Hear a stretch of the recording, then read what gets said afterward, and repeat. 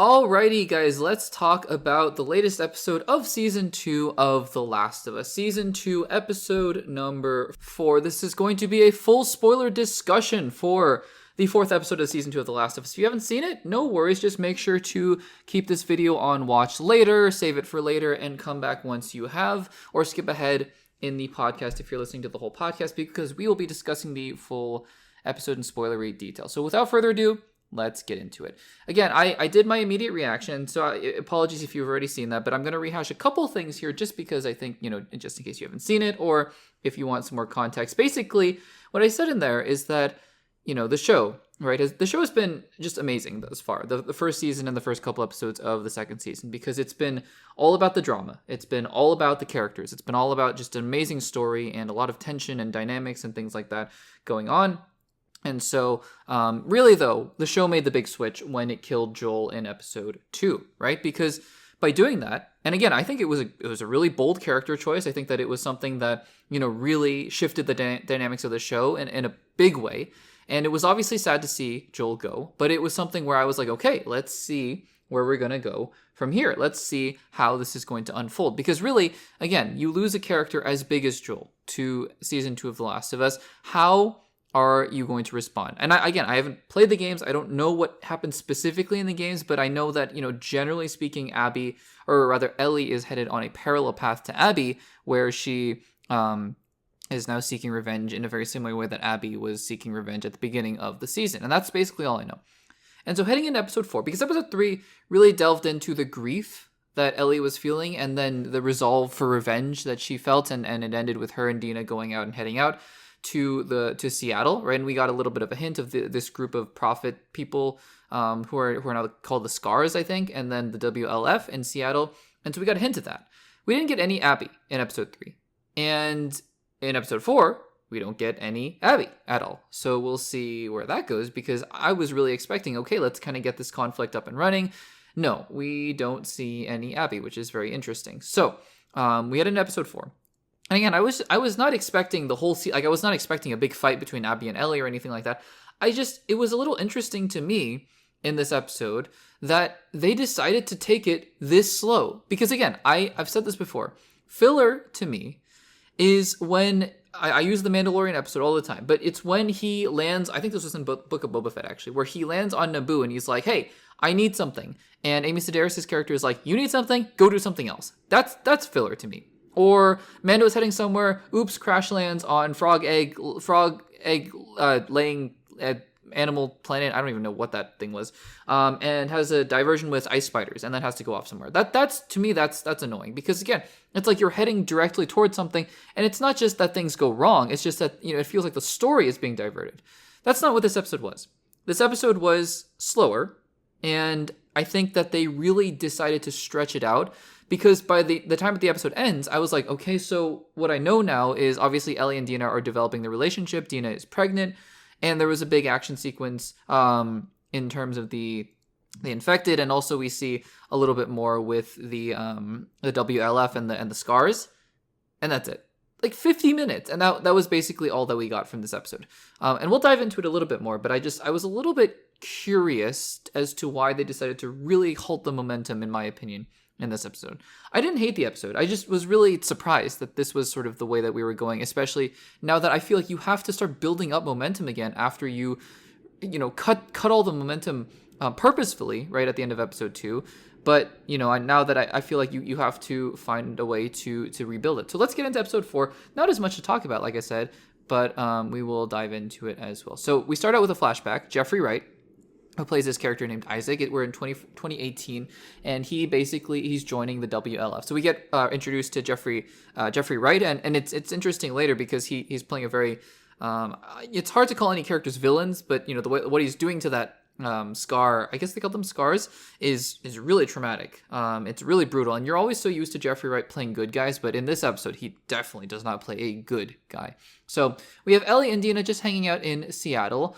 And they're hanging out at a music store, and at this point in the episode, because the episode is starting out here, and we're in the first 15 or so minutes, and I was like, okay, we're at about the halfway point. I believe season 2 only has 7 episodes, so let's kind of see where we're going. I want to see some forward momentum, because right now it's really just about Ellie wanting to go after Abby. Spoiler alert, that's basically where we are at the end of episode 4, is Ellie wanting to go after Abby. And I think that, again, that's what I mean when I say, at the beginning of the episode, I had this understanding of the characters, and at the end of the episode, I had a very similar understanding of the characters, other than, obviously Dina and Ellie's relationship changes there. And to that regard, at first when Ellie starts singing the cover of Take On Me, I was a little taken aback. I was thinking, what is the point of this? I thought this was sort of in line with that, hey, this is kind of fillerish, what's going on? And as that scene unfolded, I have to say, Bella Ramsey singing the saddest and most tender cover of Take On Me that I've seen. It was actually beautiful, and it brought a lot of emotions to me, to mind. And I think that was honestly a beautiful scene. I don't know what it did. I guess what it did was really, help cement the relationship between Dina and Ellie, and also remind us of Joel. And I think that was good. So that's a character moment that I have no problem with at the end of the day. I think the whole episode being filled with those kinds of moments is interesting.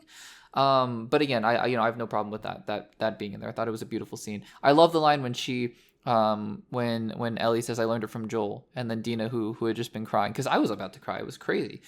Beautiful scene. Says, "He taught you well," and that was beautiful. Then we get to the interrogation scene with Isaac and the Scar, and yikes, we're not going to go into that in graphic detail, because that scene was incredibly graphic, and like I said, I'm so used to Jeffrey Wright playing good guys, and that was, oh my goodness, that was crazy.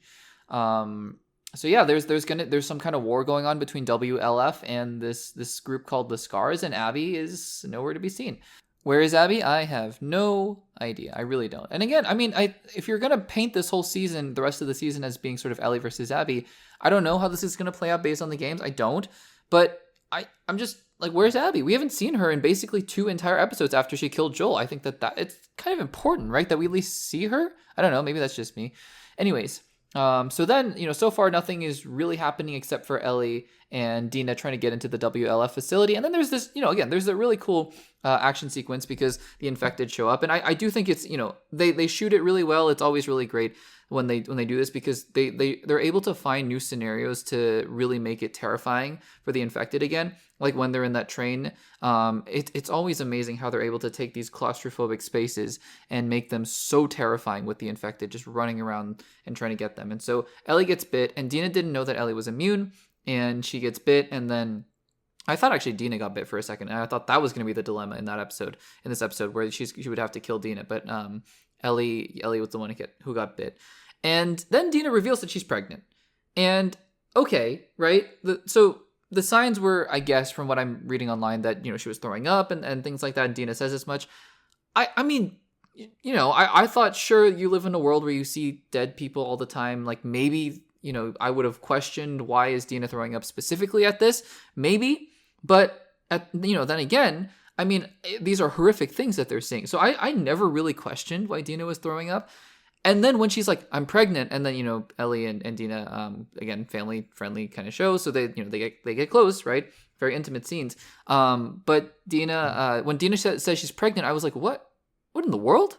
Am I the only one who just did not see that coming at all? I saw that she, and again, I know I missed this at the beginning, because later on she references, and I was like, oh, that's what she was doing. I know that she was picking up something in that abandoned store earlier on, and maybe it was very clear that they were pregnancy tests, and I just missed it completely. I don't know how I did that, because maybe then I would have been like, oh, okay, well, that's obvious, because when she said it, I was like, what? And I don't know. This probably has some bearing, because, it seems like Bella Ramsey or Ellie rather, is very protective of this child. She's like, it's our child, even though, it's Jesse's, apparently Jesse's child, but and Dina's child, but but Ellie and Dina are in a relationship now. So I don't know. Maybe that's what the effect of it is on the story. But again, I'm a little confused. And that was the episode. They basically head on out, and they're like, okay, time to get going, and that was it. So again, I'm not freaked out. I'm not saying the show is a failure now at this point or anything like that.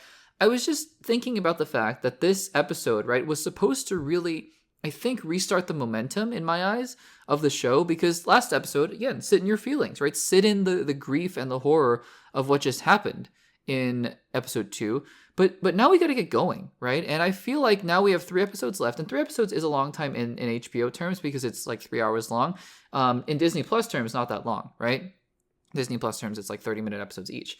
But I'm still a little concerned because I feel like the momentum was almost completely halted. And again, the action sequence was good, and the character development and the character work was good.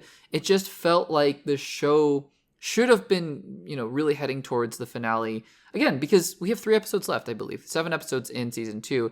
And I still don't quite know what we're heading towards, and we also haven't seen Abby for quite a while. So we'll see. I'm not giving up on the show or anything like that, but I'm just very curious to see how they're going to pick it up in the next episode. So guys, what did you think of season 2, episode 4 of The Last of Us? Did you enjoy it? And what do you think about the episode in comparison to the other episodes in the season? Let me know in the comments down below.